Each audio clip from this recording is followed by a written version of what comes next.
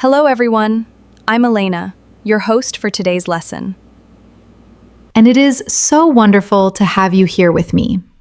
Whether this is your very first time joining us or whether you have been learning with us for a while, I want you to know that I am genuinely glad you chose to spend this time here. Learning a language is one of the most generous things you can do for yourself. It is an act of curiosity and courage. And the fact that you are here right now, choosing to grow, says something important about who you are. So before we even begin, take a moment and appreciate yourself for that. It matters more than you know. If you are new to the channel, welcome. At English in Moments, we create a new English lesson every single day, designed to help learners at every level grow faster, with more confidence, more comfort, and more real practical skill. We have lessons for beginners, for intermediate learners, and for upper intermediate and advanced learners like the ones joining us today. Whatever your level is right now, you are in exactly the right place. This lesson was made for you. Now, today's lesson is something a little different from our usual sessions, and I am very excited about it because I want to ask you something first. Have you ever been scrolling through your phone, reading posts and watching videos in English, and felt like you understood the general idea, but not quite the specific language? Like you could follow the story, but the exact vocabulary, the digital words that native speakers use naturally and constantly, felt just slightly out of reach. Or have you ever tried to describe something that happened online and found yourself reaching for your own language because the English words were not quite there?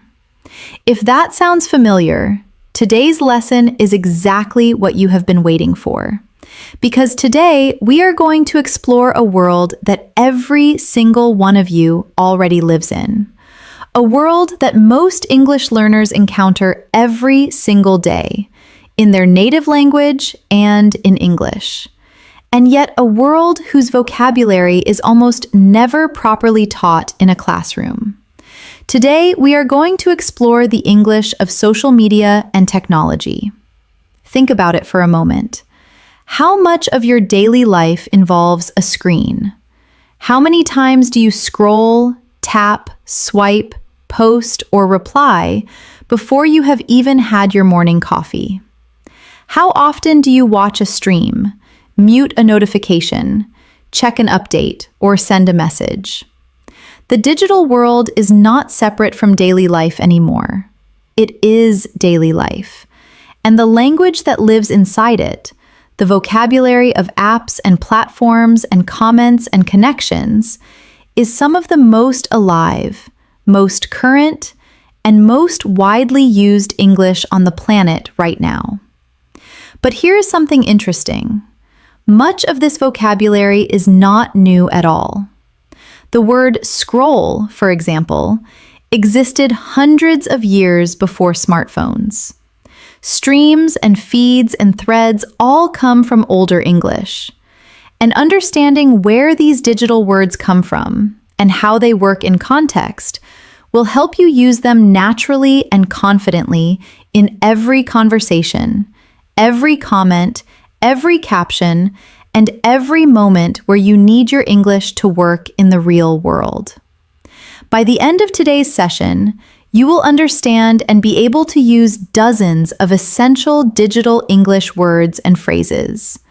You will know how to talk about social media naturally, how to describe what happens online with precision and confidence, and how to understand the kind of English that appears every single day on the platforms, in the headlines, and in the conversations of the digital age. We will learn through context, through stories, through emotional connection, and through real examples drawn from everyday online life. Now, one more thing before we start. It does not matter whether you are at the upper intermediate level and some of today's vocabulary is already partly familiar to you, or whether you are hearing many of these words for the very first time. This lesson was built to meet you exactly where you are. If something moves too quickly, pause the video, rewind, and listen again as many times as you need. If you already know a word we discuss, use that moment to go deeper into its family, its etymology, and its nuance. There is always more to discover in a word you think you already know. Every learner in this room, at every level, will leave today with something new. That is a promise. Before we begin, please subscribe to English in Moments and press the bell icon so you never miss a new lesson. We share a new video every single day, and each one is crafted to give you real, practical English skills you can carry into your real life immediately. Now take a deep breath, relax your shoulders, and let us begin our journey into the English of the digital world together.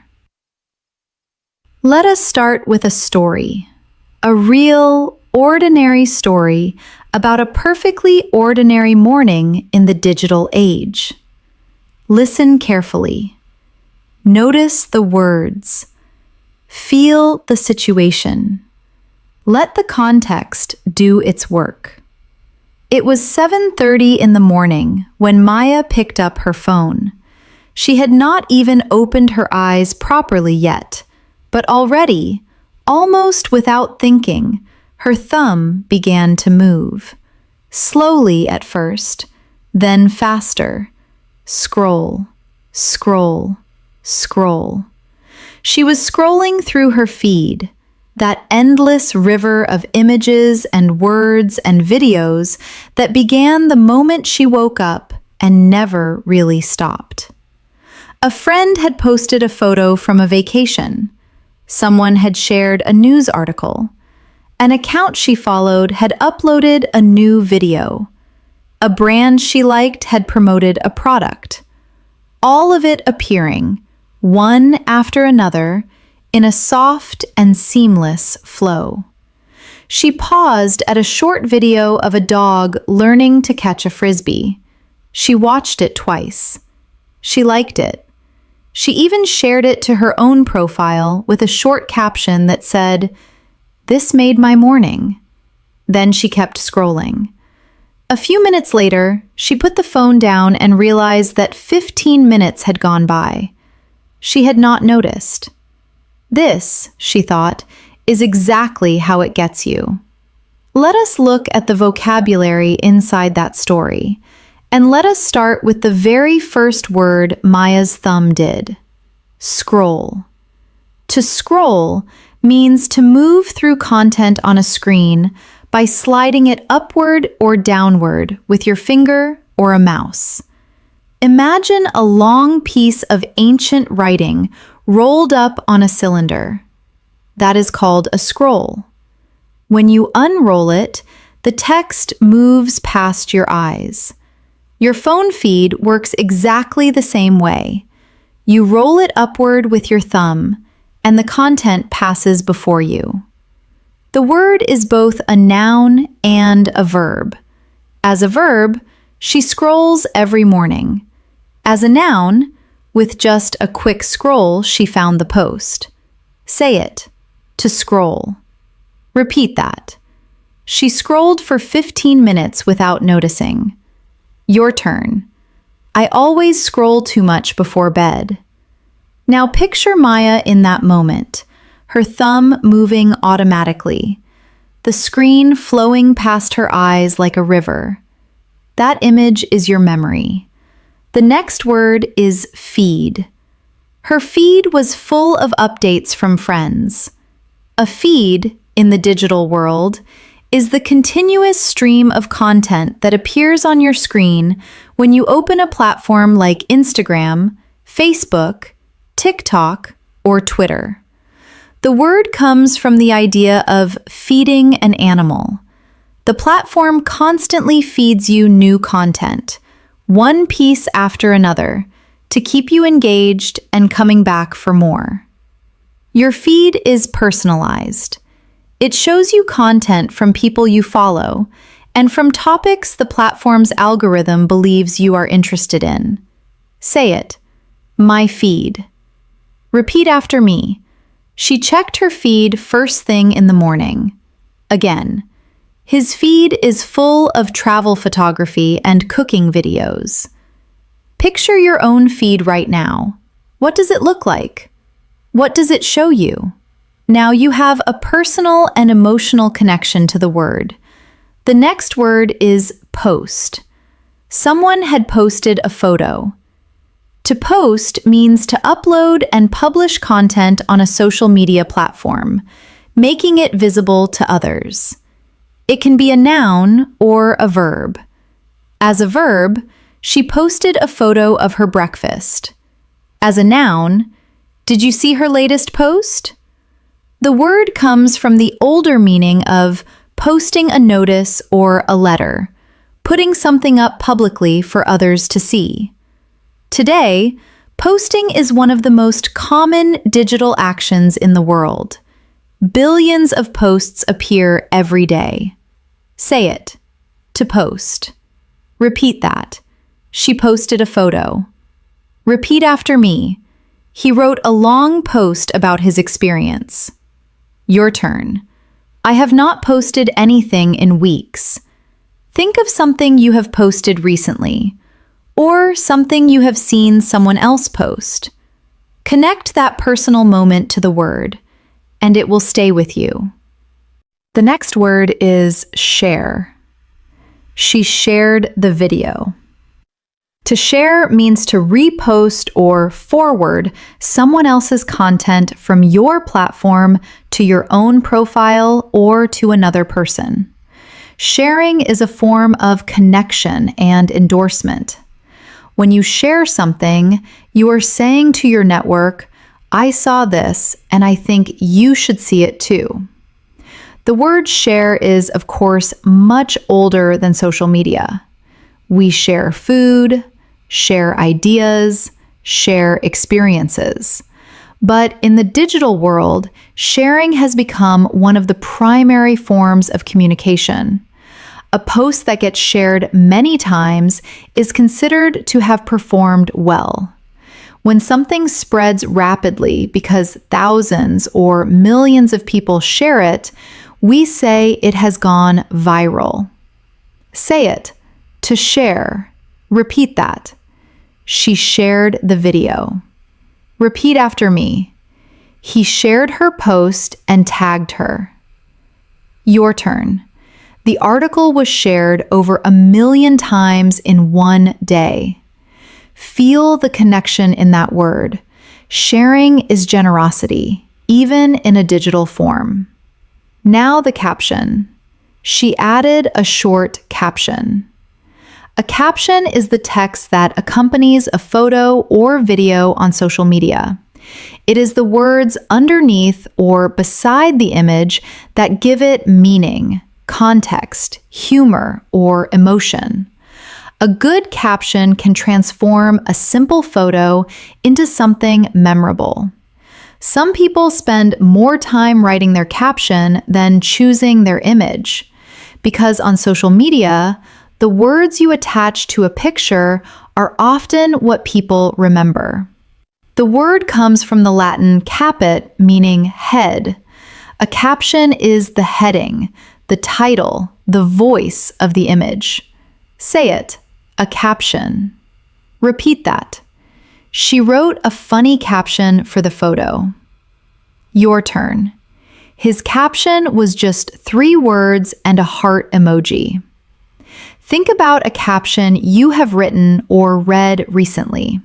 What made it effective? What made it memorable? Now let us look at one of the simplest but most physical of all our digital words, swipe. To swipe means to move your finger quickly across a touchscreen in a single smooth motion. You swipe left or right to move between photos, to dismiss a notification, or on some apps to make a choice. You swipe up to move to the next story on Instagram or TikTok. You swipe down to refresh your feed. The word comes from an older English word meaning to strike or hit with a sweeping motion, like swiping at a fly. The physical gesture is exactly that, a quick, decisive sweep of the finger. Swiping has become so deeply embedded in digital culture that it has taken on metaphorical meaning too. You might hear someone say, "I just swipe right on anything interesting," meaning they approve it or move forward with it. Or, "She swiped left on that idea immediately," meaning she rejected it without hesitation. Say it, to swipe. Repeat that. She swiped through the photos quickly. Repeat after me. He swiped up on the story and landed on the creator's website. Your turn. I have swiped through so many profiles today that my thumb is tired. Now let us look at one of the most important and most widely misunderstood words in all of digital English, the algorithm. Maya noticed that her feed seemed to know exactly what she liked. That is not magic. That is the algorithm at work. An algorithm, in the context of social media, is the set of mathematical rules and calculations that a platform uses to decide what content to show each user, in what order, and how often. The algorithm is invisible, but it shapes almost everything you see online. It decides whether your post reaches 100 people or 1,000,000. It decides whether a small creator becomes a large one or remains unknown. It decides what news you see, what products you encounter, what ideas you are exposed to. Understanding the algorithm and understanding how to talk about it in English is one of the most practically useful things any digital age learner can do. The word algorithm is ancient Greek in origin. It comes from the name of a 9th century Persian mathematician named Muhammad ibn Musa al-Khwarizmi, whose works introduced algebra and systematic methods of calculation to the Western world. His name became algorithmus in Latin, and eventually algorithm in English. So when you talk about an Instagram algorithm or a TikTok algorithm today, you are actually using a word that carries within it over 1,000 years of mathematical history. Say it, algorithm. Repeat that. The algorithm changed and her views dropped immediately. Repeat after me. Nobody fully understands how the algorithm works. Your turn. The algorithm seems to favor short-form video content at the moment. Feel the weight of that word, ancient and modern at the same time. Now let us continue Maya's story and let it take us deeper into the vocabulary of digital life. By mid-morning, Maya was at her desk with her laptop open. She had a meeting scheduled on video call, but she arrived a few minutes early and decided to check her notifications. There were 17 of them. A few likes on the photo she had posted, a comment from an old friend, 2 new followers. Someone had tagged her in a post, and one account, which she did not recognize, had sent her a direct message. She glanced at the message. It looked like spam. She deleted it, blocked the account, and moved on. The meeting started. 8 faces appeared on her screen. She unmuted herself, said good morning to the group, then muted herself again while a colleague presented. Halfway through, her internet connection dropped briefly. The screen froze, then buffered, then came back. She caught the last few words of what her colleague was saying and hoped she had not missed anything important. After the meeting, she opened a new browser tab and navigated to a streaming platform. She had been meaning to watch a documentary series that everyone seemed to be talking about. She clicked play. The stream began immediately, smooth and clear. She settled into her chair with a cup of tea and let herself be absorbed. Let us move through the vocabulary of that second scene, word by word, with the same care and attention we gave to the first. Notifications. There were 17 notifications. A notification is a small alert that a platform or app sends you to let you know that something has happened. Someone has liked your post, someone has replied to your comment, someone has followed you, someone has sent you a message. The notification system is designed to bring you back to the platform. Each alert creates a small moment of curiosity or satisfaction. The word notify means to inform, to let someone know. A notification is the act of being informed. Say it. Notification. Repeat that. She had 17 notifications waiting for her. Repeat after me. I turned off my notifications because there were too many. Your turn. He checks his notifications the moment he wakes up. Picture the small red number that appears on your app icon. That number is your notifications. Likes. Several people had liked her photo. A like is a small act of digital approval. On most platforms, liking something means pressing a button, usually in the shape of a heart or a thumb pointing upward, to show that you appreciate or agree with a piece of content. The creator of the content can see how many likes their post has received, and this number often influences how the algorithm distributes the content further. Receiving a like gives a small feeling of validation and connection. Giving a like takes almost no effort and costs nothing, yet it carries real social meaning. The word like is, of course, one of the most common and ancient words in English. To like something means to find it pleasant or enjoyable. But in the social media context, it has become a currency, a measure, a signal. Say it. A like. Repeat that. Her post got hundreds of likes overnight. Repeat after me. He liked every photo she posted, going all the way back to the beginning. Your turn. I try not to measure my worth by how many likes I get, but it is hard sometimes. A comment. An old friend had left a comment. A comment is a written response that a user posts publicly beneath a piece of content. Unlike a like, which takes one tap, a comment requires thought and words. It is a more substantial form of engagement. Comments can be supportive, funny, informative, curious, or, unfortunately, sometimes unkind. The comment section of a popular post can contain hundreds or even thousands of responses, creating a whole conversation beneath a single image or video. To comment means to leave a written response.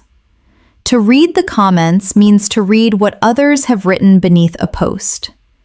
The comments are often where the real conversation happens. Say it. A comment.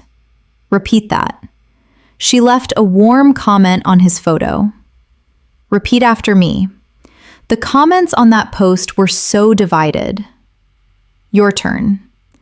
I read the comments and immediately regretted it. Think about the last time you wrote a comment somewhere online. What made you stop and write rather than just scroll past? Followers. She had 2 new followers.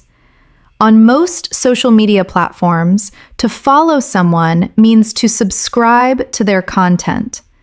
When you follow an account, that account's posts appear in your feed. A follower is someone who has chosen to see your content regularly. The number of followers an account has is often used as a measure of influence, reach, and credibility. A person or account with many followers is sometimes called an influencer. The word follow is beautifully simple and ancient. To follow someone means to go in their direction, to choose to walk the same path. On social media, following is a gesture of interest, of choosing to let someone's voice and images into your daily life. Say it. A follower. Repeat that. She gained 10,000 followers in 1 week after her video went viral. Repeat after me. I only follow accounts that make me feel good. Your turn. How many followers does that account have? Tagged. Someone had tagged her in a post. To tag someone on social media means to link their username directly in a post, photo, or comment so that they are notified and the content is associated with their profile. If a friend posts a group photo and tags you, your name appears in the photo and your followers might also see it. Tagging is a way of including someone in a digital conversation or moment. It draws their attention and can also expand the reach of a post. The word tag comes from an older English word meaning a small label or marker attached to something. To tag in the physical world means to attach a label. In the digital world, the label you attach is a person's name. Say it. To tag. Repeat that. She tagged him in every photo from the trip. Repeat after me. He posted the article and tagged several journalists in the comments. Your turn. I was tagged in a photo I did not even know was taken. Direct message. Someone had sent her a direct message. A direct message, often shortened to DM, is a private message sent from one user to another through a social media platform. Unlike public posts or comments, which everyone can see, a direct message is visible only to the sender and the recipient. It is the private side of social media communication. The verb to DM is now common in everyday spoken English. You might hear, "Just DM me your number," or "She DM'd him after seeing his post." Say it. A direct message. Repeat that. He sent her a direct message asking for more information. Repeat after me. I prefer to handle sensitive conversations through a direct message rather than in the comments. Your turn.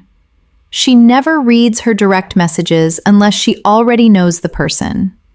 Spam. The message looked like spam. Spam is unwanted, unsolicited, or irrelevant digital communication, usually sent in large quantities to many people at once. Spam can arrive as email, as social media messages, or as comments. It is often used to advertise products, run scams, or spread misinformation. The word spam, in this sense, came from a famous comedy sketch in which the word spam, a brand of canned meat, was repeated so many times that it drowned out all other conversation. That image of something overwhelming, unwanted, and repetitive is exactly what digital spam feels like. Say it. Spam. My inbox is full of spam. That account was sending spam to everyone it followed. I automatically delete anything that looks like spam without opening it. Blocked. She blocked the account. To block someone on social media means to prevent them from seeing your content, contacting you, or interacting with your account in any way. Blocking is an act of digital self-protection. It is a boundary. When you block someone, they disappear entirely from your digital experience. The word block in English carries a sense of something being stopped, prevented, or walled off. A blocked road cannot be traveled. A blocked account cannot be reached. Say it. To block. She blocked him immediately after the argument. If an account is sending you unwanted messages, just block it. I have never blocked anyone before, but I have been tempted many times. Muted and unmuted. She unmuted herself for the meeting, then muted herself again. To mute means to silence. When you mute yourself on a video call, your microphone is turned off and others cannot hear you. When you mute a notification or a social media account, you silence it without fully blocking it. Muting is a gentler act than blocking. You can mute someone's posts so that their content no longer appears in your feed without unfollowing or blocking them. This is often used when someone posts too frequently or when their content is making you feel anxious or unhappy, but you do not want to remove the relationship entirely. To unmute means to restore the sound or visibility. Say it. Muted. Unmuted. She muted herself for the whole presentation to avoid background noise. I muted his account during the election because the constant political posts were exhausting. She unmuted herself just in time to answer the question. Buffered. The stream buffered for a few seconds. To buffer means to temporarily pause while loading. When a video buffers, it stops playing while the platform downloads enough data to continue smoothly. The loading circle or spinning wheel that appears while you wait is the visual sign of buffering. The word comes from the idea of a buffer, something that absorbs or delays a force. In technology, a buffer is a temporary storage area where data waits before being processed. Buffering in real life has become a metaphor too. In everyday conversation, you might hear someone say, "Sorry, I was buffering," meaning they needed a moment to process information or decide what to say. Say it. To buffer. The video kept buffering because the internet connection was slow. My brain is buffering right now. Give me a second. It buffered for 30 seconds and then played perfectly. Stream. She opened a streaming platform. To stream means to watch or listen to digital content in real time or on demand without downloading it. When you stream a film, the data is sent to your device continuously as you watch, rather than being stored permanently. The word stream comes from the image of water flowing steadily and continuously in one direction. A stream of water, a stream of data, a stream of music. The analogy is beautiful and exact. Say it. To stream. She streamed the documentary on her lunch break. He streams music all day while he works. The concert was streamed live to over 2 million viewers around the world.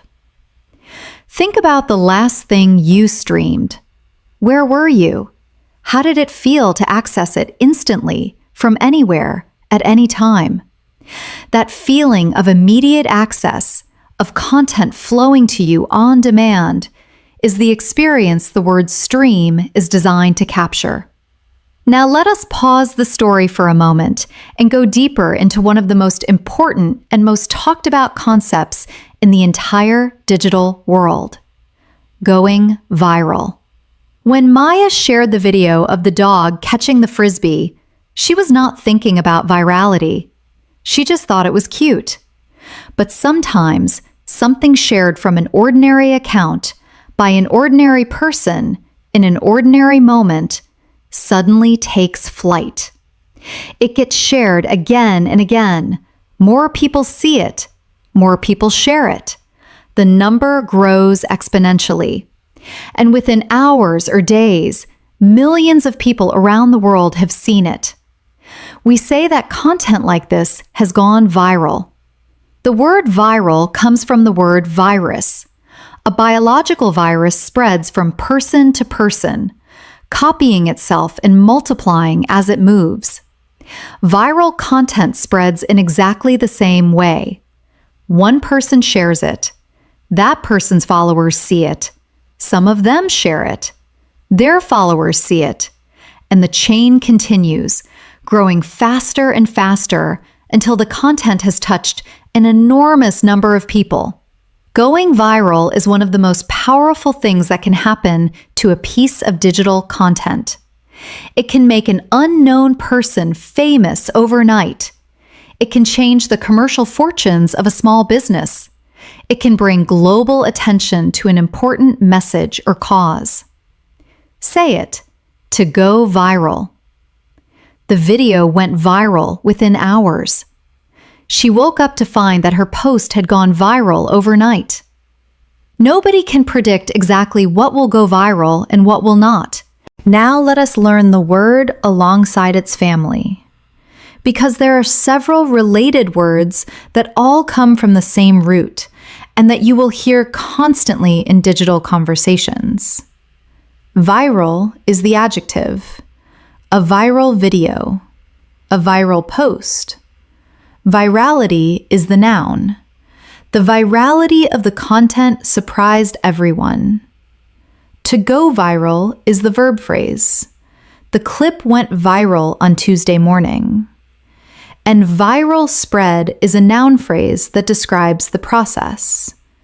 The viral spread of the video was tracked by researchers. Say each form with me. Viral. Virality. To go viral. Viral spread. Learning a word in all its forms is one of the fastest ways to truly own it. And now you own this one completely. Now let us continue with Maya's day and let the stories keep teaching. By the evening, Maya was on her phone again. She was browsing through the profile of someone she had recently started following. This person was a content creator, someone who made their living producing videos, photos, and written posts for their audience online. Maya admired the quality of their work. The images were carefully composed. The captions were thoughtful. The overall feeling of the profile had what people in digital culture sometimes called an aesthetic, a consistent visual style and emotional tone that made everything feel intentional and beautiful. Maya decided to follow the creator's main account and also their secondary account, which was more personal and casual. Then she noticed that the creator had a link in their bio, the short description that sits at the top of every social media profile. She clicked the link and was taken to the creator's personal website, where she could subscribe to their newsletter and access their content directly without depending on any platform. She subscribed. She closed the browser. She put her phone face down on the table and decided to spend the next hour completely offline. Let us move through the vocabulary of this third scene. Content creator. This person was a content creator. A content creator is someone who regularly produces material for digital platforms, whether that is video, photography, writing, illustration, or audio, and who shares it with an online audience. The word content in this context is broad. It simply means any piece of material that exists to engage an audience. Articles are content. Videos are content. Podcasts are content. Even social media posts are content. A creator is someone who makes things. Combined, a content creator is someone who makes things for digital audiences. The rise of the content creator as a professional identity is one of the most significant cultural shifts of the past decade. Many content creators earn their entire living from their digital work through advertising, sponsorship, and direct audience support. Say it. Content creator. She wants to become a content creator when she finishes university. His goal is to grow his audience and eventually work full-time as a content creator. The platform makes it easy for anyone to become a content creator. Aesthetic. The profile had a beautiful aesthetic. An aesthetic is a consistent visual or artistic style that creates a unified and recognizable feeling across a collection of images, videos, or other work. Someone might describe their aesthetic as minimalist, meaning clean and simple, with lots of white space and muted colors. Or warm and vintage, meaning soft oranges and browns that feel like old photographs. Or bold and graphic, meaning strong colors and clean shapes. Having a clear aesthetic is often considered important for content creators and brands because it makes their work instantly recognizable. The word comes from the ancient Greek word aesthetikos, meaning relating to perception through the senses. In philosophy, aesthetics is the study of beauty and taste. In the digital world, your aesthetic is the visual language that tells people who you are before they read a single word. Say it. Aesthetic. Her Instagram aesthetic is all soft greens and golden light. He spent weeks developing his aesthetic before launching his account. What would you say your personal aesthetic is? Bio. She clicked the link in their bio. A bio, short for biography, is the short written description that a user places at the top of their social media profile. A bio typically includes the person's name, a description of who they are or what they do, and often a link to another platform or website. Bios on platforms like Instagram and Twitter, or X, are limited to a small number of characters, so they must be concise and carefully chosen. A good bio tells you immediately what an account is about and who it is for. Say it. A bio. Her bio says she is a travel photographer based in Tokyo. I need to update my bio. It still says something from 3 years ago. His bio is one sentence, but it tells you everything you need to know. Subscribe. She decided to subscribe to the newsletter. To subscribe means to sign up to receive regular content, updates, or messages from a creator, publication, or platform. On video platforms, subscribing to a channel means you will be notified when new videos are released. On email platforms, subscribing to a newsletter means you will receive regular emails with content. Subscribing is a deeper form of engagement than simply following on social media. It represents a more deliberate choice to let someone's work into your regular life. The word comes from the Latin subscribere, meaning to write below, the act of signing your name at the bottom of a document to show agreement or commitment. When you subscribe, you are signing your name. You are saying, yes, I choose to let this into my world. Say it. To subscribe. She subscribed to 3 newsletters and actually reads all of them. Please subscribe to the channel and press the bell. I subscribed to his podcast the day it launched. Offline. She decided to spend an hour completely offline. Offline means not connected to the internet. To go offline means to disconnect from digital networks and platforms. The opposite of offline is online, meaning connected and active on digital systems. The concept of choosing to go offline, of consciously disconnecting from the digital world for a period of time, has become increasingly important in conversations about well-being, focus, and mental health. There is even a practice called a digital detox, which means intentionally spending time completely offline in order to rest, reconnect with the physical world, and reduce the mental load of constant digital stimulation. Say it, offline. She left her phone in another room and spent the afternoon offline. Some people take a whole weekend offline every month to recharge. There is something peaceful about being completely offline, even for just an hour. Now let us look at a set of words that all relate to what happens when things go wrong online, or when boundaries need to be drawn. Because the digital world, for all its beauty and connection, also has a shadow side. And having the vocabulary to talk about that shadow side is just as important as having the vocabulary for the bright parts. Trolls and trolling. You will hear these words often in conversations about online culture.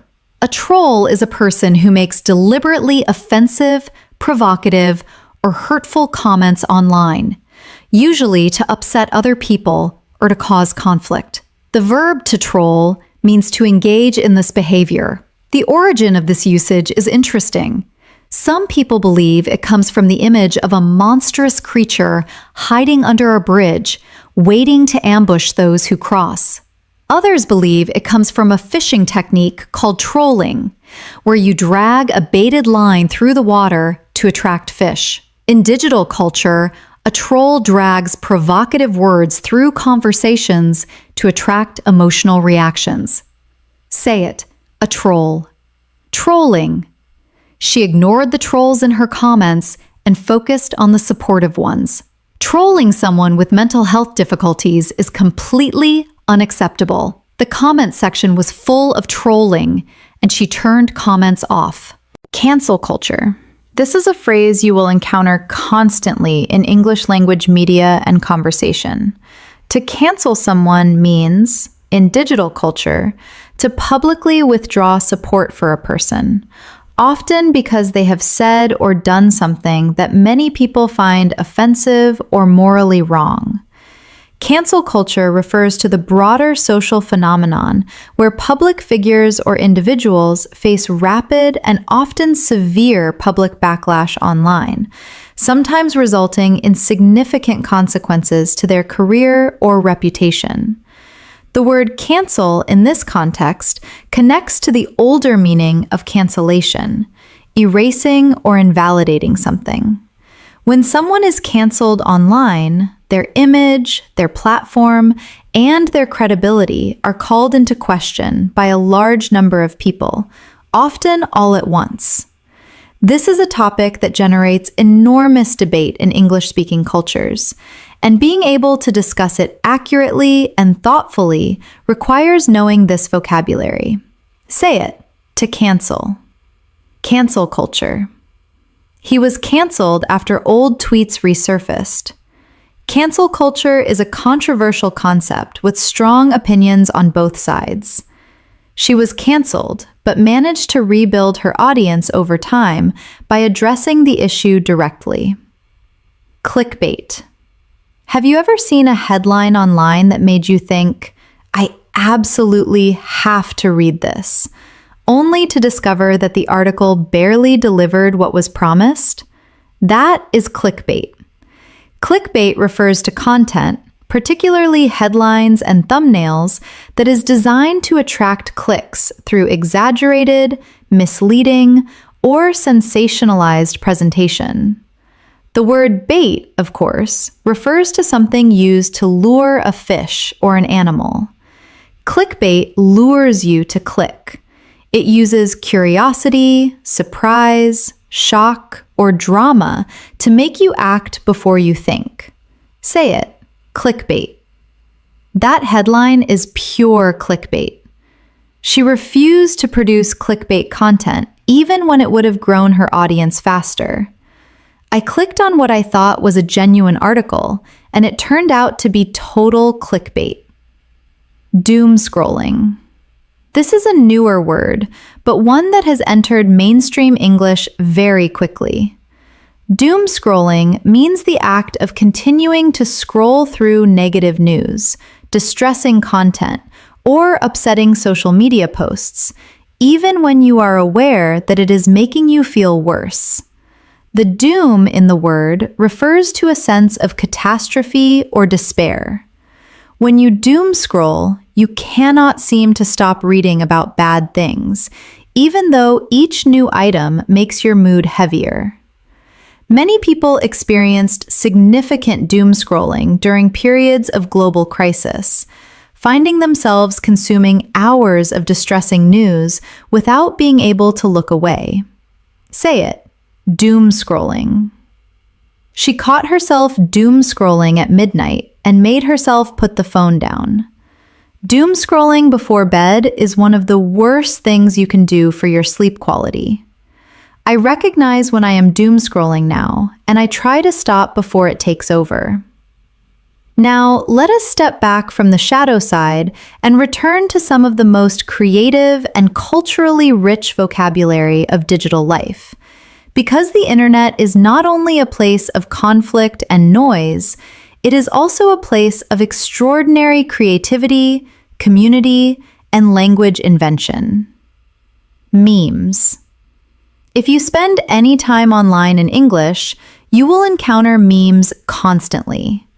A meme is an image, video, phrase, or idea that spreads rapidly and widely through online sharing, often with humorous or satirical intent. Memes usually take a recognizable format, an image or a phrase structure, and adapt it to different contexts and topics. The word meme was actually coined by the British biologist Richard Dawkins in 1976, long before the internet existed. He used it to describe cultural ideas that spread from mind to mind the way genes spread from body to body. He took the Greek word mimeme, meaning something imitated, and shortened it to meme, to rhyme with gene. The internet gave his concept a whole new life. Say it, a meme. That meme was everywhere last week. She used a meme in her presentation and the whole room laughed. I have had the same meme sent to me by 6 different people this week.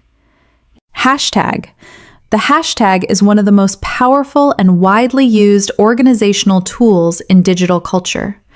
A hashtag is the symbol followed by a word or phrase, with no spaces, placed within a post to categorize it and make it searchable. For example, if you post a photo of a sunset and add the word travel, anyone searching that hashtag will be able to find your post alongside thousands of others on the same topic. Hashtags are used for everything from organizing social movements, such as Me Too and Black Lives Matter, to promoting products, following events, and creating community around shared interests. The symbol itself, which looks like 2 horizontal lines crossed by 2 vertical ones, is also called a hash, a pound sign, or an octothorpe, though that last name is rarely used in everyday speech. Say it, a hashtag. She added several hashtags to increase the visibility of her post. The protest gained momentum through a hashtag that people began using worldwide. Which hashtags are most popular in your area of interest? Repost and retweet. To repost means to share someone else's content to your own profile or feed, giving it a new audience. This is essentially the same as sharing, but the term repost is used specifically on some platforms and in some communities. A retweet is the specific term used on Twitter or X for reposting someone else's tweet, sharing it with your own followers. The ability to repost or retweet content is one of the primary mechanisms through which information, ideas, and viral content spread across the internet. Say it. To repost. A retweet. She reposted the announcement on her story so her followers would see it. His tweet was retweeted over 50,000 times in a single day. I try to only repost content that I have actually read and believe in. Stories. Many platforms now feature stories, which are short-form content pieces, usually photos or brief videos, that disappear after 24 hours. Stories are more casual and temporary than regular posts.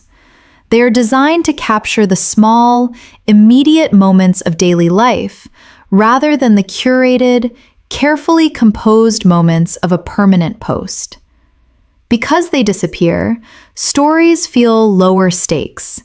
You can share something ordinary, funny, or unpolished without it becoming a permanent part of your profile. The concept was popularized by Snapchat and has since been adopted by Instagram, Facebook, WhatsApp, and many other platforms. Say it. Stories.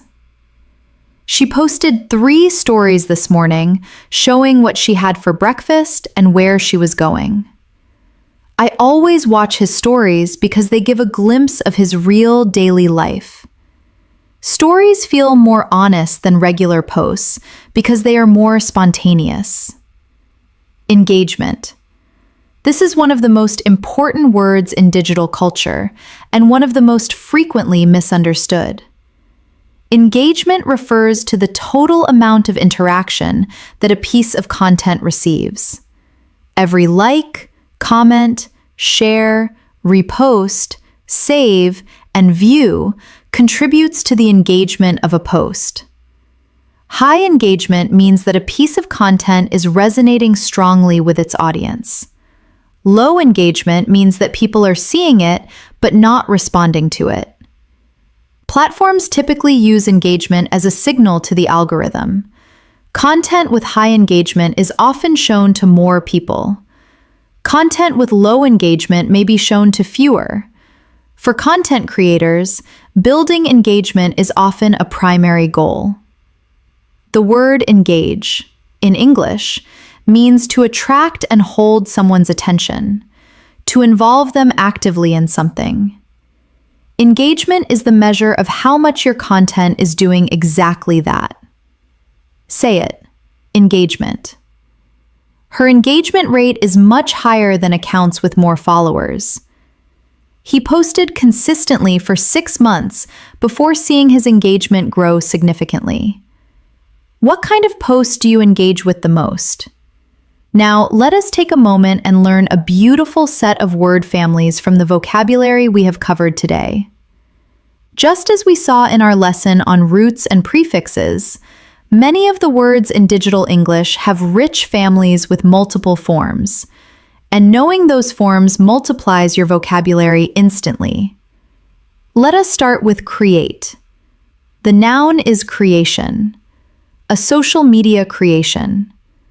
The adjective is creative, a creative post. The adverb is creatively. She presented her ideas creatively. The verb is to create. She creates content every day. And the person who creates is a creator, a content creator. Say all 5 forms with me. Create, creation, creative, creatively, creator. Now, use them in your own sentences in your mind. She created something remarkable. His creation went viral. She is one of the most creative people I follow online. Now let us do connect. The noun is connection, a digital connection. The adjective is connected. She always feels more connected after a video call. The verb is to connect. The meeting helped us connect despite the distance. The negative form is disconnected. He felt strangely disconnected after a week offline. Say them with me. Connect, connection, connected, disconnected. These are beautiful words because they carry so much more than their technical meaning. Connection, in the digital world, as in the physical one, is fundamentally about human beings reaching toward each other. And disconnection, whether technical or emotional, describes the absence of that reach. Now let us look at update. As a verb, to update means to install new software or to refresh and change something to a more current version. As a noun, an update is the new version itself or a piece of new information about a situation. I installed the latest update last night. He sent a quick update to let us know the situation had changed. To keep someone updated means to inform them regularly of new developments. I will keep you updated as soon as I know more. The word comes from the prefix up, meaning to a higher or better level, and date, meaning the current time. To update is literally to bring something to the present day. Say it. Update. Updated. I need to update my phone's operating system. She updated the team on the progress of the project. Please keep me updated. Now let us talk about one of the most human and nuanced aspects of digital life. The way that language itself is changing because of technology. Because the internet has not just created new words, it has changed the way people write, communicate, and express emotion. Think about emojis. These small pictorial symbols are now embedded in everyday written communication across almost every language and culture. An emoji is a small digital image or icon used to express an emotion, an idea, or an object in text-based communication. The word comes from the Japanese, where e means picture and moji means character. Emojis originated in Japan in the late 1990s and spread globally with the rise of smartphones and messaging apps. Today, there are over 3,000 emojis in official use, covering a vast range of emotions, objects, animals, foods, activities, and symbols. A single emoji can communicate what would take a sentence to explain. A folded hands emoji can mean please, or thank you, or I am praying for you, depending on the context. A red heart means love or strong affection. A laughing face means something is funny. These small images carry enormous emotional meaning and have become a genuine form of language. Say it. Emoji. Emojis. She ended every message with a small yellow sun emoji. He used a single question mark emoji and somehow communicated exactly how confused he was. Without any emojis, the message felt cold and formal. Shorthand and abbreviations. Digital communication has also popularized a set of abbreviations and shorthand phrases that are now widely used in informal written English. LOL means laughing out loud, used to indicate that something is funny. OMG means oh my goodness, or the stronger version, oh my god, used to express shock or excitement. BTW means by the way, used to introduce an additional thought. FYI means for your information, used to share a useful fact. TBH means to be honest, used before an honest or direct observation. FOMO means fear of missing out, the anxious feeling that others are having fun or experiencing something important that you are missing. FOMO is particularly associated with social media, where you can constantly see evidence of things happening that you are not part of. Say each abbreviation with me and connect it to its meaning. LOL, OMG, BTW, FYI, TBH, FOMO. These are all widely used in spoken English now, as well as in text. You will hear them in conversations, in podcasts, in videos, and in everyday life. Now let us look at a few more essential words that appear every day in digital English conversation and that you need to know for fluency in the modern world. To go live. When a content creator or individual broadcasts a real-time video directly to their audience through a social media platform, we say they are going live or they are live. A live video is happening right now, in real time. Viewers can watch as the moment unfolds. They can comment, and the creator can respond. Going live creates a sense of presence and immediacy that edited, polished content cannot replicate. It is raw and real, and connects the audience to the person in a very direct way. Say it. To go live.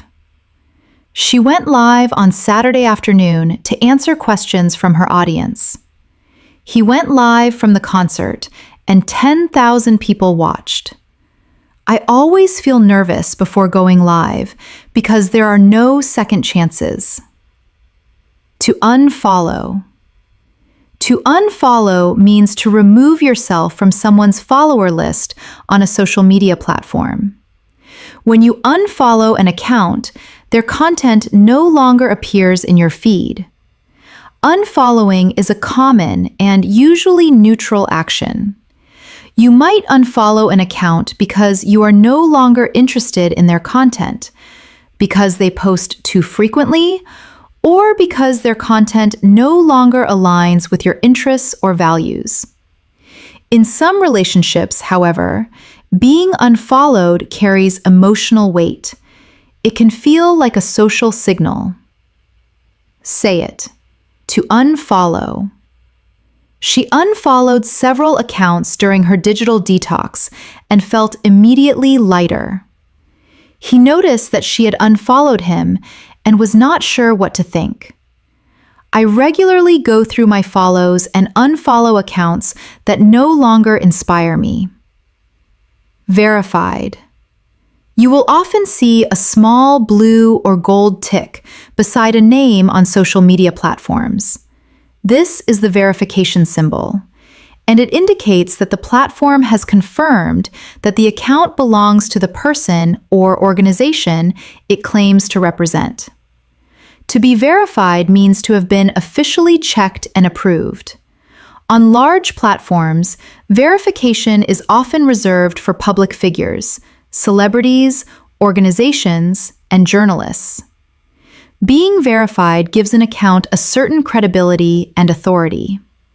The word verify comes from the Latin veris, meaning true, and facere, meaning to make. To verify something is to make it true, to confirm its authenticity. Say it.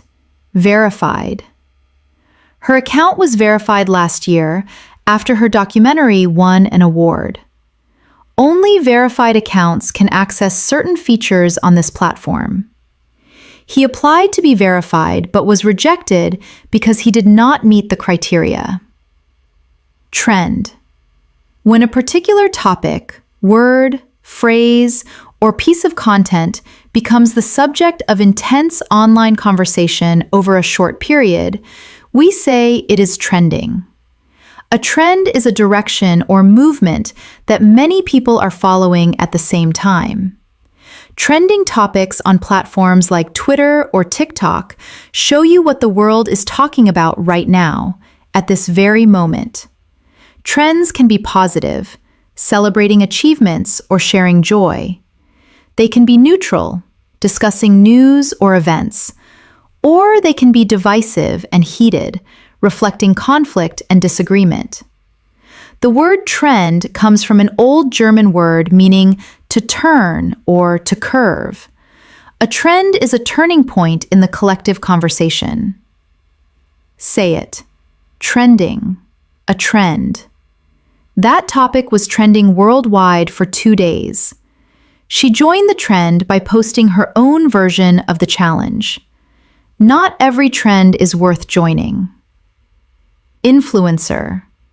We mentioned this word briefly earlier, and now let us give it the full attention it deserves.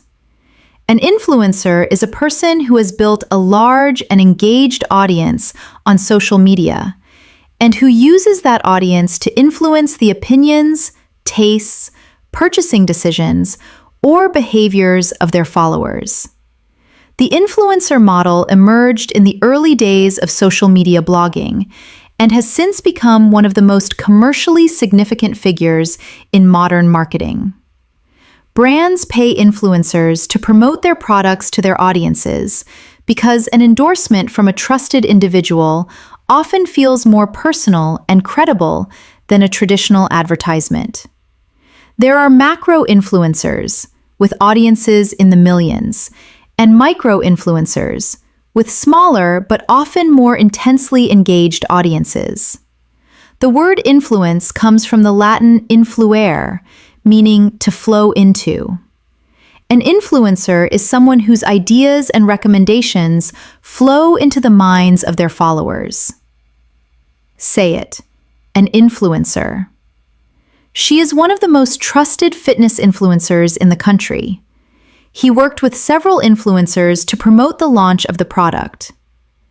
Not everyone who calls themselves an influencer actually has real influence.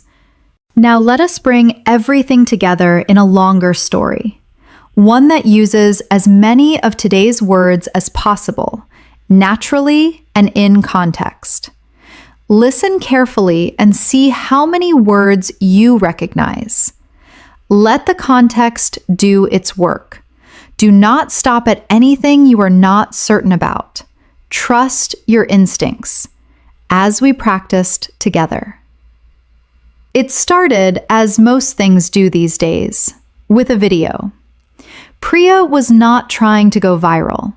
She was simply sitting at her kitchen table late on a Thursday evening, talking to her phone camera about something that had been on her mind. She was a content creator with a modest following. Her aesthetic was warm and minimal. Her content was thoughtful and careful. She talked about books, mostly, about the things she was reading and thinking and feeling. Her engagement was good, not extraordinary. Her followers were loyal. She was, by every measure, a small but genuine corner of the internet.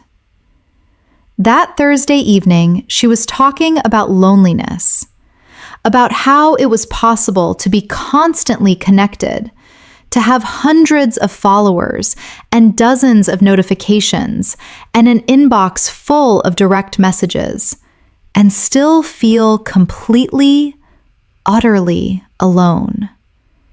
She had not planned to say any of this. It simply came out.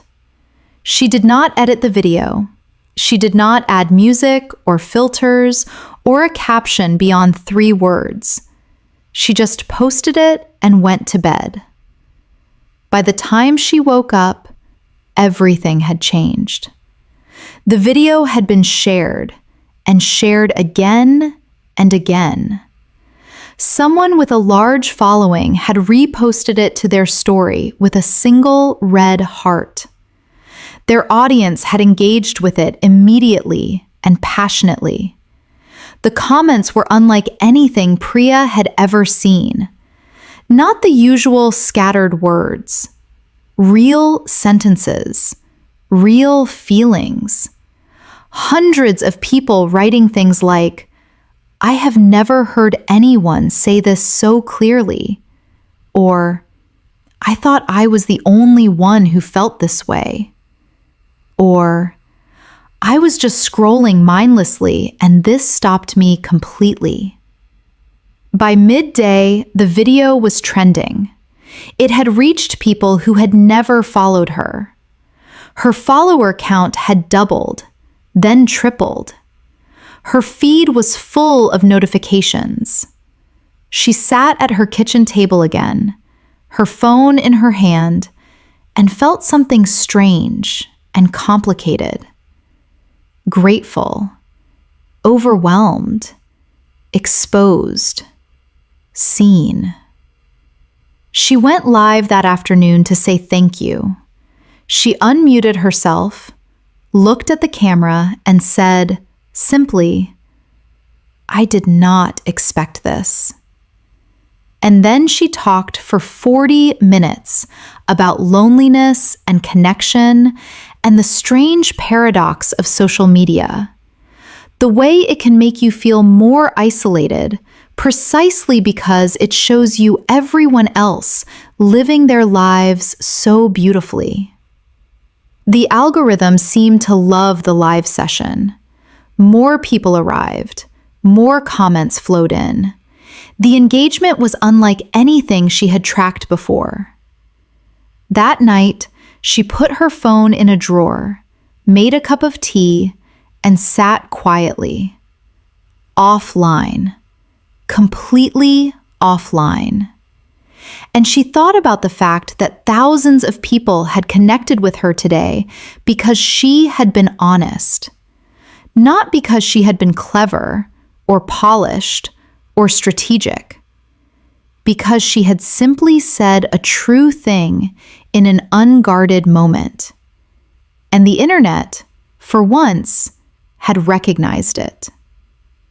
Let us look at some of the more advanced vocabulary from that story. Modest. A modest following. Modest means moderate in size, not excessively large, not small enough to be insignificant, but not large enough to be remarkable. A modest following is a reasonable, real, human-scale audience. The word comes from the Latin modestus, meaning keeping within due measure. To be modest is to remain within appropriate limits. In everyday life, we also use modest to describe a person who does not boast or exaggerate their own importance or achievements. A modest person is one who is successful, but does not make a great show of it. Say it. Modest. She had a modest but devoted audience. He spoke about his achievements in a modest and understated way. Their home was modest but beautifully kept. Utterly, completely, utterly alone. Utterly is an adverb meaning completely, totally, in every way. It is stronger and more emphatic than simply completely. Utter, the root form, means absolute, without qualification. When something is utter nonsense, it is complete and total nonsense. When someone is utterly exhausted, they are exhausted beyond any possible degree. The word has an interesting sound quality. Say it slowly, utterly. There is something emphatic and final in the sound of it. Say it. Utterly. I was utterly speechless when I heard the news. The idea is utterly impractical. She felt utterly understood for the first time in a long while. Scattered. The comments were not scattered. Scattered means spread out, sparse, lacking concentration or density. If feedback is scattered, it is made up of separate, disconnected pieces without a clear pattern. The word comes from an Old Norse word meaning to disperse. To scatter seeds is to throw them out so they land in many different places. Scattered clouds are clouds spread thinly across the sky, not concentrated. In the story, Priya noticed that the comments on this video were not scattered as usual. They were dense and connected and real. Say it, scattered. There were only a few scattered comments on her usual posts. The feedback was scattered and hard to draw conclusions from.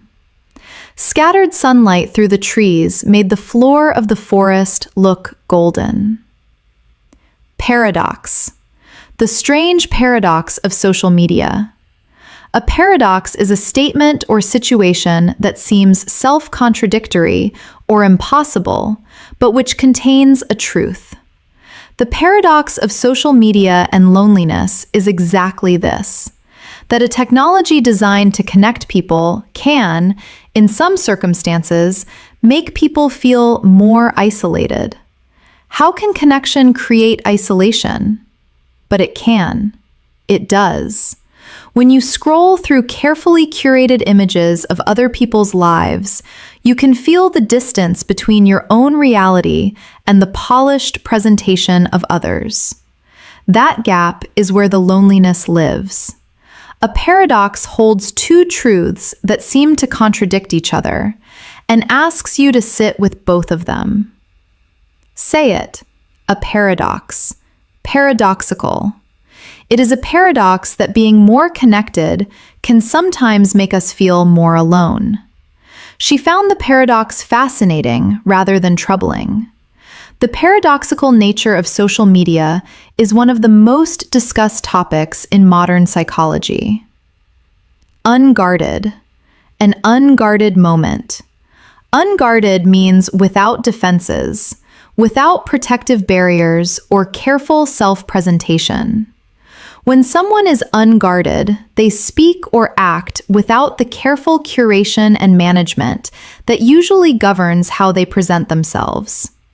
An unguarded moment is a moment of genuine honesty and vulnerability, where the real person shows through the polished surface. In the story, Priya did not plan or edit what she said. She was unguarded. She simply spoke from the truth of her experience.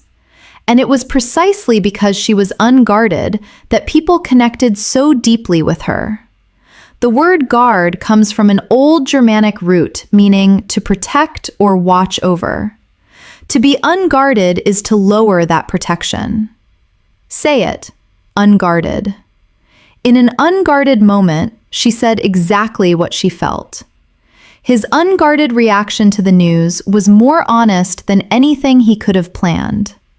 There is a particular beauty in unguarded speech. Now I want to give you 5 words of the week from everything we have studied today. 5 words to carry with you, to notice in the world, to use in your conversations and your captions and your thoughts. The first word is curated. When something is curated, it has been carefully and deliberately selected, organized, and presented to create a specific impression or experience. A curated feed is one where the user has carefully chosen which accounts to follow so that the content they see is consistently high quality and personally meaningful. A curated image is one that has been selected from many options as the best representation of a moment.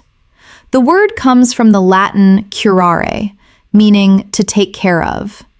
A curator in a museum is someone who takes care of the art and decides how it should be displayed. On social media, everyone is a curator of their own life story. Say it, curated. His profile is beautifully curated. She spent time every month curating the accounts she followed to keep her feed inspiring. The carefully curated image told only part of the story.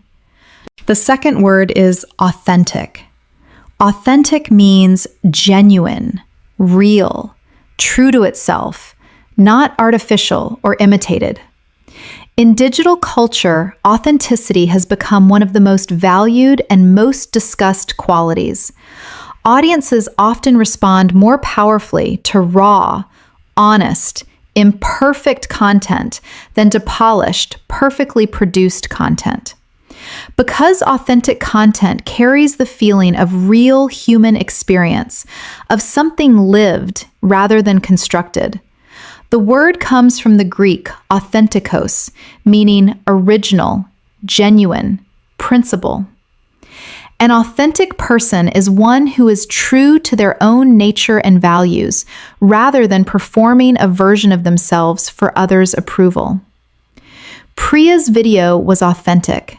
That was its power. Say it. Authentic. Authenticity. Authentic. She built her audience on authenticity, not on perfection. Authentic storytelling connects people in ways that polished content rarely can. He was praised for his authentic response to the criticism. The third word is viral. We have already learned this word in depth today, but now let us make it truly yours. A viral piece of content is one that spreads rapidly and widely through digital sharing. But I want you to think about virality in the deeper sense that the story showed us. Priya's video went viral not because it was clever or entertaining in the usual sense. It went viral because it was honest, because it named something that many people were feeling but had not yet heard named.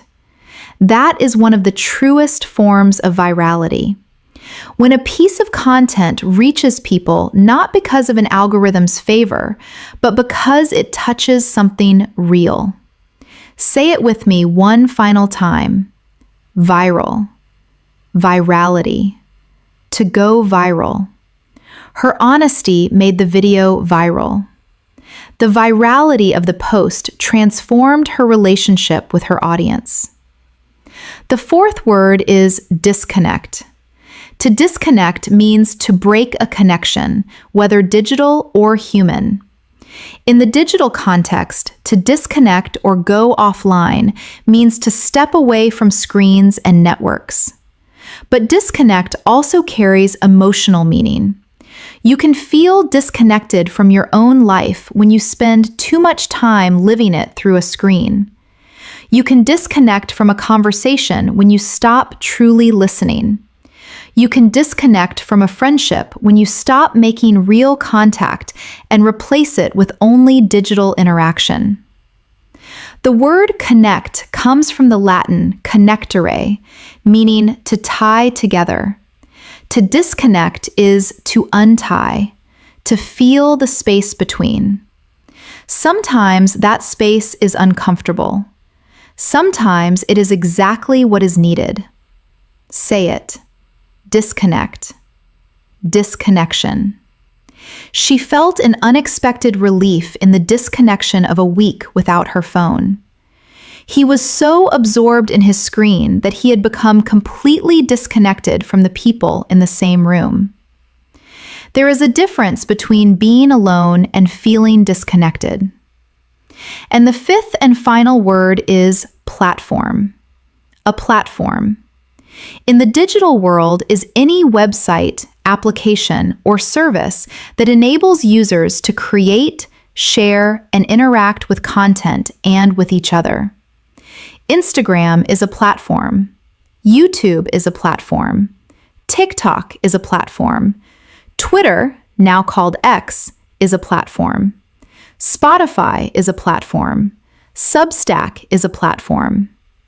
Each platform has its own rules, its own culture, its own algorithm, its own aesthetic norms and community standards. Understanding the differences between platforms is part of digital literacy. The word platform comes from the image of a raised structure on which a person can stand to be seen and heard by a crowd. A political platform is a set of positions that a party stands on. A digital platform is a structure that elevates individuals and allows them to reach audiences they could never have reached before. It is, in the most literal sense, a raised floor from which to speak. Say it. Platform. Platforms. She chose to leave one platform entirely and build her audience on a different one. Each platform has its own culture and its own rules. The rise of creator platforms has fundamentally changed who gets to have a public voice. Now let us shift our focus to a world that many of you encounter every day, the professional and workplace side of digital language. Because technology has not only changed how we socialize and share, it has fundamentally changed how we work, how we communicate with colleagues, how we run meetings, how we share files, and how we organize our professional lives. And this vocabulary is just as important for English fluency as the social media vocabulary we have been building. Let us begin with a story. Marcus had worked from home for 2 years before his company introduced the hybrid model: 3 days in the office, 2 days remote. He had mixed feelings about it. The remote days were productive. He could focus. He could attend video calls in his own time without the noise of the open-plan office surrounding him. But the office days had something the remote days could not replicate: the informal conversations in the corridor, the sense of shared purpose that came from being in the same physical space as people you were working towards something with. On this particular morning, he was working remotely. He had already joined a morning stand-up, a short daily video call where the team each shared what they were working on and flagged any blockers. After that, he had spent an hour in a shared document with 2 colleagues working on a presentation deck in real time. He could see their cursors moving, their edits appearing, their comments appearing in the margin in small, colored bubbles. It felt collaborative and close despite the distance. After lunch, he got a notification from his project management app. A task he had been assigned was marked as overdue. He updated its status, left a comment for his colleague explaining the delay, and moved it to the following week. Then his screen lit up with an incoming video call. He clicked accept. His manager's face appeared on the screen. "Good afternoon," his manager said. "I just wanted to do a quick check-in." Let us move through the professional digital vocabulary from that story, one word at a time. Remote. Remote work, or working remotely, means performing your job duties from a location other than the company's physical office, typically from home. Remote work has increased enormously since the early 2020s, when many organizations adopted it out of necessity and then discovered its benefits. The word remote comes from the Latin remotus, meaning removed, distant, far away. Remote work is work done from a distance. A remote location is one that is far from other places. In everyday conversation, you might say, "She works fully remote," or "He joined the meeting remotely." Say it. Remote. Remotely. She has worked remotely for 3 years and rarely misses the commute. The team is entirely remote and spread across 4 time zones. Working remotely requires self-discipline and reliable internet. Hybrid. A hybrid model meant 3 days in the office and 2 days remote. Hybrid means combining 2 different things or systems. In the context of work, hybrid describes a model where employees divide their time between working in a physical office and working remotely. It is a middle path between fully in-office and fully remote working arrangements. The word hybrid comes from the Latin hybrida, which originally describes something of mixed origin. In biology, a hybrid plant or animal is one produced by crossbreeding 2 different species. In modern usage, hybrid describes anything that combines 2 distinct elements. Say it. Hybrid. A hybrid model. She prefers the hybrid arrangement because it gives her flexibility without losing the team connection. The company moved to a hybrid working model after the pandemic. There are genuine advantages and disadvantages to the hybrid approach. Stand-up. He joined a morning stand-up. A stand-up or stand-up meeting is a short daily team meeting where members briefly share what they are working on, what they completed yesterday, and whether they have any blockers preventing their progress. The name comes from the idea that the meeting should be short enough to complete while standing, making sitting down unnecessary. Stand-ups are common in organizations that use agile working methods, a flexible approach to project management that values frequent communication, iteration, and adaptation. Say it, a stand-up. The morning stand-up takes about 15 minutes. She presented her updates at the stand-up and asked for help with the technical problem. He finds the daily stand-up useful for staying aligned with the rest of the team. Blocker. He flagged any blockers. A blocker is anything that prevents a person or a team from making progress on their work. It might be a technical problem, a missing piece of information, a delayed decision, or a dependency on someone else who has not yet delivered what is needed.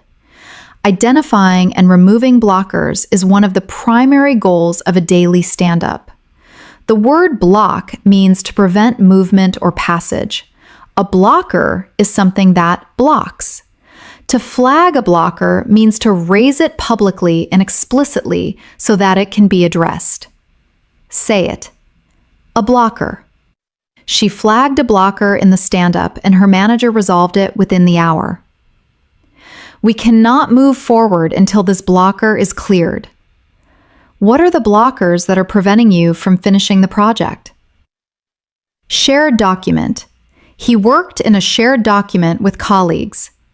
A shared document is a file that multiple people can access, edit, and comment on simultaneously through a cloud-based platform. Tools like Google Docs and Microsoft Word Online make this possible. Working in a shared document means that collaborators can see each other's changes in real time, leave comments for each other, suggest edits, and build on each other's work without needing to send multiple versions of a file back and forth by email. The experience of seeing a colleague's cursor moving on your screen, their edits appearing in real time, is one of the most tangible expressions of digital collaboration. Say it. A shared document. They worked together in a shared document for the whole afternoon. I left a comment in the shared document asking for clarification. The shared document made the collaboration much more efficient. Deck. He worked on a presentation deck.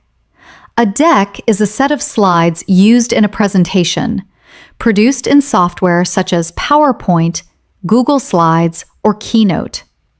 The word comes from the older meaning of deck as a flat surface, like the deck of a ship or a deck of cards. A presentation deck is a stack of visual slides laid out flat, one after another, like a hand of cards. In professional settings, especially in business and technology, you will hear the word deck used constantly.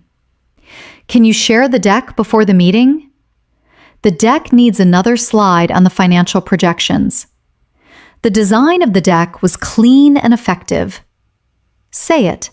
A deck. A presentation deck. She spent the evening designing the deck for the investor presentation.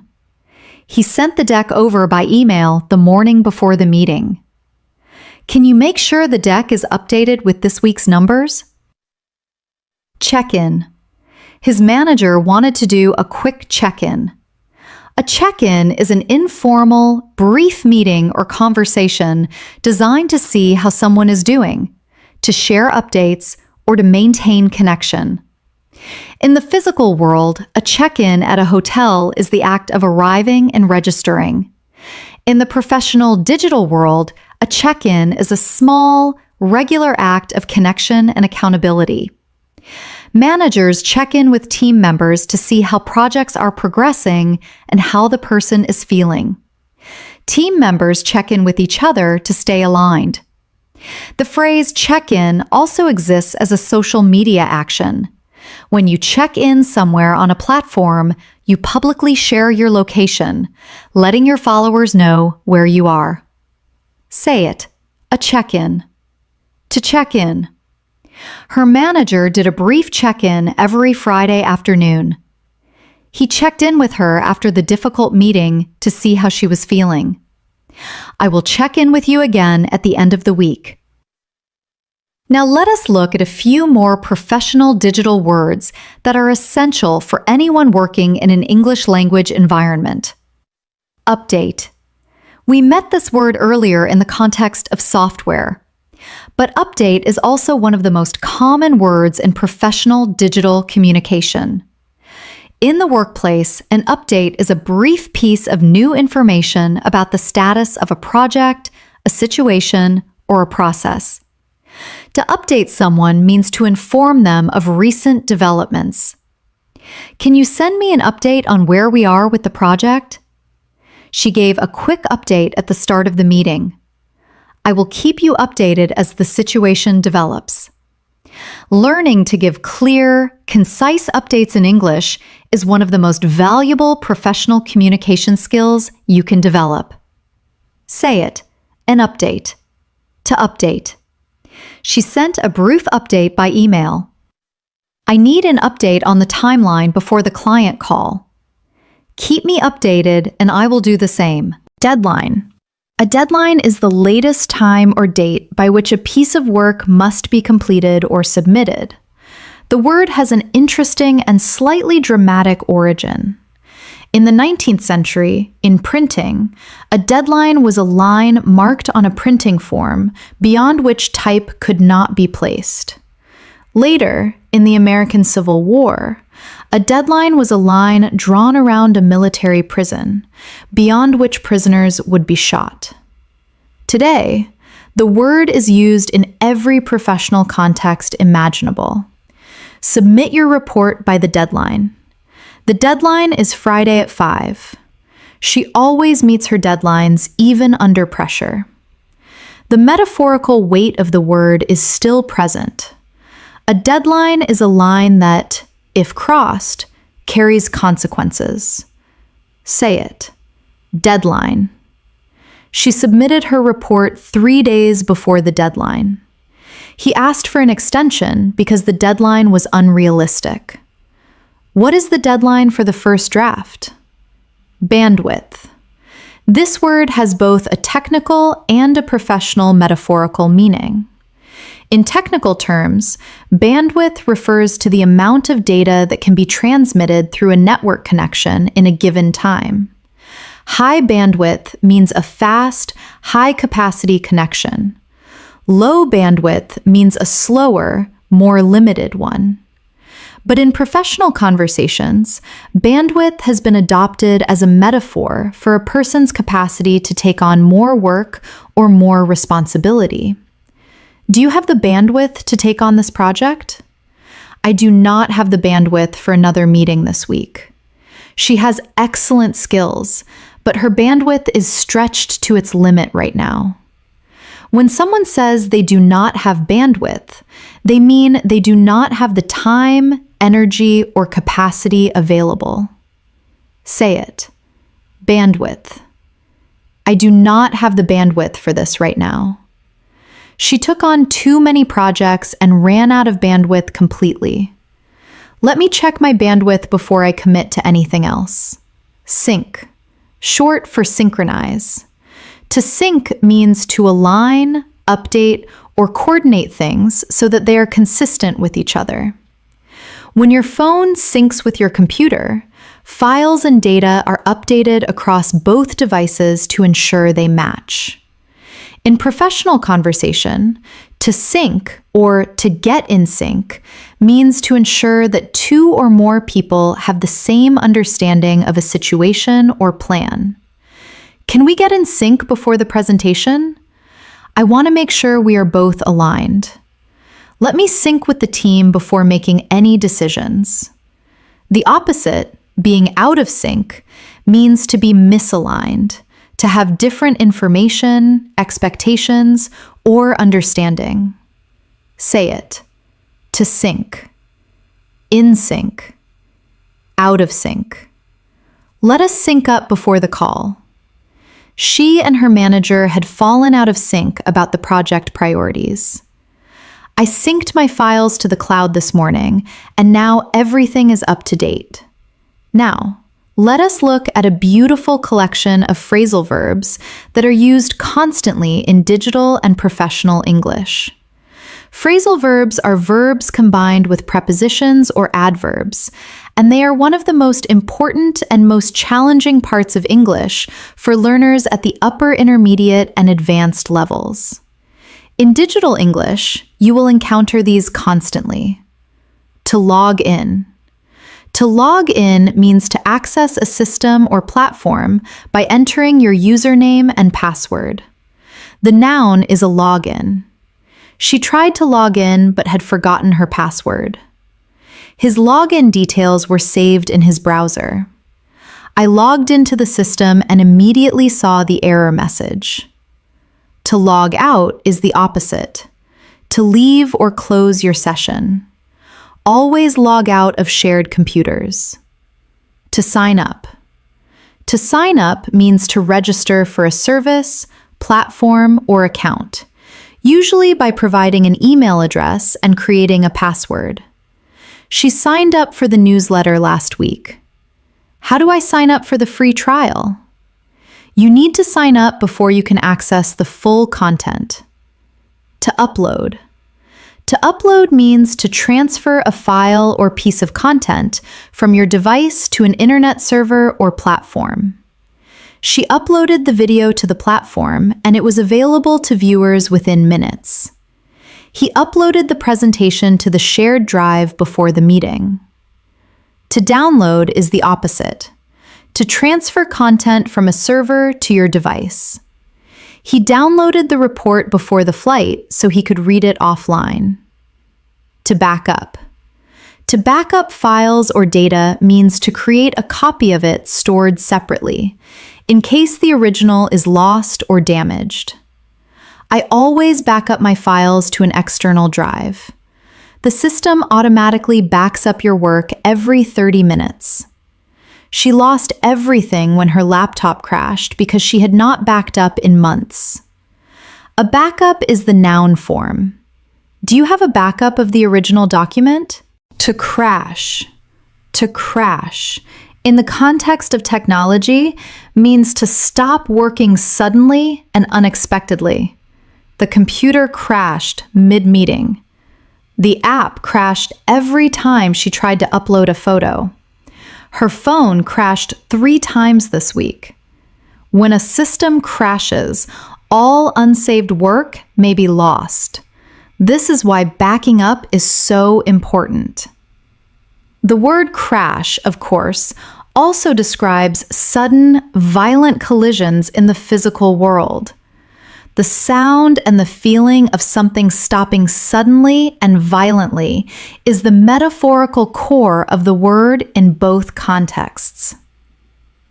Before we move into the closing story, let us consolidate the professional digital vocabulary we have built today with 5 words to carry into your working week. The first is remote. Remote work is one of the most significant shifts in professional life in a generation. To work remotely means to do your job from a distance, not from the office. But remote carries a deeper resonance too. Something remote is far away, separate from the center. And the challenge of remote work, as Marcus noticed in our story, is exactly that. To be close in spirit to your team while being physically far from them. Say it. Remote. She has worked remotely for 3 years. The whole team is remote. Working remotely suits some people perfectly and leaves others feeling isolated. The second is deadline, one of the most weighted words in any professional context, a line that, if crossed, carries consequences. The deadline is not just a time, it is a commitment, a promise. Say it, deadline. She always meets her deadlines. He asked for an extension on the deadline. The deadline is Friday, and it is not moving. The third is bandwidth, used technically to describe the capacity of a network and metaphorically to describe the capacity of a person. Both meanings are about limits, about what can flow through a connection before it becomes too much. Say it, bandwidth. I do not have the bandwidth for this right now. She ran out of bandwidth completely. Let me check my bandwidth before I commit. The fourth is sync. To be in sync means to be aligned, moving in the same direction with the same information. To be out of sync means the opposite. In technology, in relationships, and in teams, sync is what makes things work. Say it, sync. Let us sync up before the call. She and her manager were out of sync. I synced everything to the cloud. And the fifth is hybrid, the middle path. Neither one thing nor the other, but both. The hybrid working model is a small example of a much larger truth, that the most flexible and resilient systems are often those that combine two approaches rather than insisting on only one. Say it, hybrid. A hybrid model. She prefers the hybrid arrangement. The company moved to a fully hybrid approach. Now say each of your 5 professional words of the week with a sentence of your own. Remote, deadline, bandwidth, sync, hybrid. Use each one to describe something from your own working life, even if it is imaginary. That sentence is how the word becomes yours. Now let us close today's lesson the way we always do, with a short story, a quiet one that brings everything we have learned today home to something true and human. It was a Sunday afternoon, and Daniel was sitting in a park. He had left his phone at home on purpose, something he had not done in a very long time. The park was busy. Families, dogs, children chasing bubbles, an old couple sitting on a bench sharing sandwiches and not saying much. A group of teenagers lying on the grass, most of them looking at their phones, one of them looking up at the sky. Daniel watched the one who was looking at the sky. He thought about his feed, about the content he had been consuming all week. The curated images of perfect vacations and minimalist apartments. The viral clips that had made him laugh but had already been forgotten. The trending topics that had felt urgent in the moment and now seemed to carry no weight at all. He thought about the hours he had spent scrolling, and he tried to calculate how much of it had actually mattered, how much of it had genuinely moved him, genuinely taught him something, genuinely connected him to another person in a real and lasting way. Not very much, he thought. Not very much at all. And then he thought about the things that had mattered. The message from his sister, sent late on a Tuesday night. Just 3 words. Are you okay? The long video call with his oldest friend in which they had talked for 2 hours and solved nothing but felt completely understood. The post he had bookmarked from a writer he admired, not because it was viral, not because the algorithm had promoted it, but because it had said something true about the experience of being a person in the world right now, in this particular strange and luminous and overwhelming moment.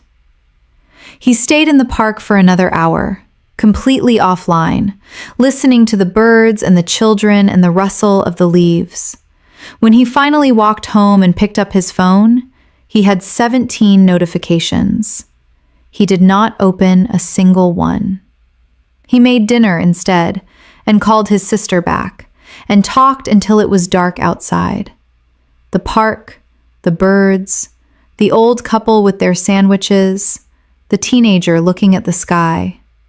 These things, Daniel thought, these are the content that matters, and no algorithm will ever learn to promote them. Let us look at the final vocabulary from this closing story. Luminous. This particular strange and luminous moment. Luminous means bright, glowing, full of light. It can describe something physical, a luminous moon, a luminous screen, but it can also describe something more abstract. A luminous idea is one that shines with clarity. A luminous person is one who radiates warmth and intelligence. A luminous moment is one that glows with a particular quality of beauty or significance. The word comes from the Latin lumen, meaning light. Light is one of the most ancient and universal symbols of clarity, hope, and truth. Say it. Luminous. The evening sky was luminous even after the sun had set. She had a luminous quality that made everyone in the room feel warmer. This moment, ordinary as it seems, is luminous if you pay attention. Overwhelming. This particular strange and luminous and overwhelming moment. Overwhelming means so large, intense, or powerful that it is difficult to manage or comprehend. When something overwhelms you, it comes in such quantity or force that your ability to cope is exceeded. The digital world is, for many people, overwhelming. Too much information, too much stimulation, too many demands on attention. The word comes from the Middle English whelmen, meaning to capsize or turn completely upside down. The prefix over adds the sense of something coming from above, pressing down.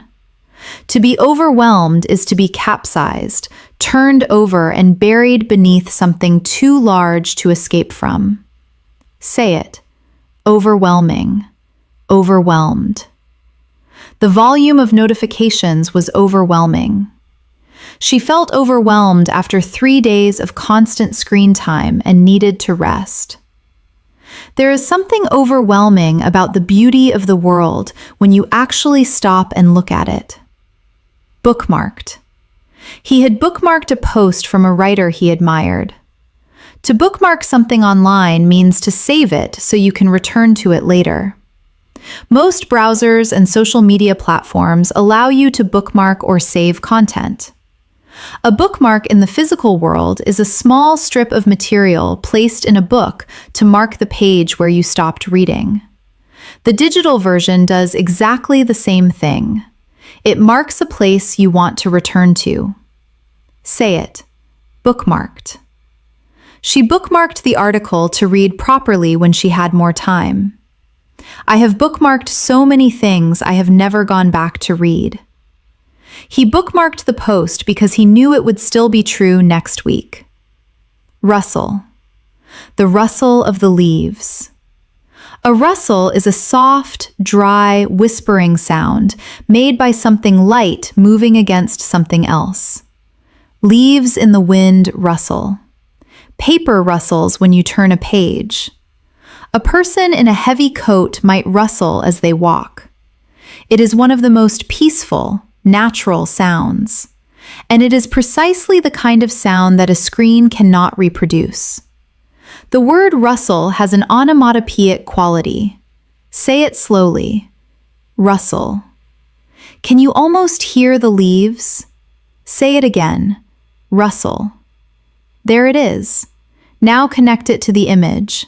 The park, the afternoon, Daniel sitting without his phone, the rustle of the leaves above him. That is the word living inside the moment. Say it one final time. Rustle. Say each of today's 5 words of the week one final time with me. Curated, authentic, viral, disconnect, platform. These are your words for the week ahead. Notice them. Use them. Write them in your notebook with a sentence that is yours, drawn from your own experience of the digital world. Because the best way to own a word is to give it your own story. And you have a digital story. Everyone living in this age does. It is full of scrolls and feeds and notifications and moments of genuine connection and moments of isolation. And moments when something true appeared on your screen and made you stop. That story is yours. And now you have more of the language to tell it. Before we close today, I want to leave you with one final thought. The digital world is not going away. It is the world we live in. And learning to speak about it clearly, accurately, and thoughtfully in English is one of the most practical and relevant skills any learner can develop. But beyond practicality, today's lesson has been about something deeper too. About the way language can help us understand our own experience. About the way words like disconnect and authentic and curated and overwhelmed do not just describe our digital lives, they describe our human lives. The experience of being too busy to rest, the desire to be seen as we truly are rather than as we have been edited, the exhaustion of too much stimulation, the deep relief of genuine connection. These are not digital problems.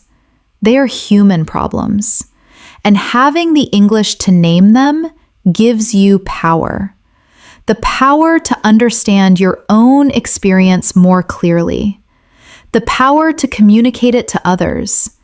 The power to notice the difference between a curated version of life and the luminous, overwhelming, completely irreplaceable reality of it. Thank you for being here today. It has been a genuine pleasure to learn and to think and to notice together. Please subscribe to English in Moments if you have not already, and come back tomorrow because there is always more to discover. Keep reading, keep listening, keep noticing the words around you, and keep going. I will see you in the next lesson. Take care of yourself. And remember, the most important platform you will ever have is the one inside your own mind. Keep building it, one word at a time. And before you go, say these 5 sentences out loud, one for each of your 5 words of the week. Let your voice carry them. Let them begin to feel like yours. My feed is more curated now, and I notice the difference in how it makes me feel. True stories are almost always more authentic than perfectly produced ones. I never expected that video to go viral, but sometimes the most honest things travel the farthest. Every now and then, I disconnect completely, and the world feels simpler and quieter and more real. The most valuable platform is not the one with the most users. It is the one where the conversation is most honest. Say each sentence again, slowly, clearly, with feeling, and carry these words into your week. You have done something real today, something that goes beyond memorizing a list or studying a grammar rule. You sat with 4 stories. You followed 4 different people through 4 different moments of their digital lives. And through their stories, you met the language of the world you already live in. The language of scrolling and sharing and going viral and disconnecting and logging in and running out of bandwidth and watching a video buffer and feeling, for just a moment, completely overwhelmed. This language is yours now, not because you studied it, because you felt it, in context, inside real human moments. And that is the only way any word truly sticks. Take these words with you. Scroll through your feed today and notice the vocabulary. Post something and feel the weight of that word. Check your notifications and hear the Latin root, notify, to inform, underneath it. Go offline for an hour and feel what disconnect means in your body, not just your mind. Sync up with someone you care about, and remember that to be in sync with another person is one of the quiet miracles of human connection. The digital world will keep changing. New words will appear. New platforms will rise. New vocabulary will emerge, and old vocabulary will shift its meaning. But the skills you practice today, reading context, feeling etymology, connecting words to human experience, will serve you in every new version of this language as it evolves. Because those skills are not about memorizing what is current. They are about understanding how language itself works. And that understanding never goes out of date. Thank you for being here. I will see you in the next lesson. Take care of yourself. And remember, every word you learn is a window. Keep opening them.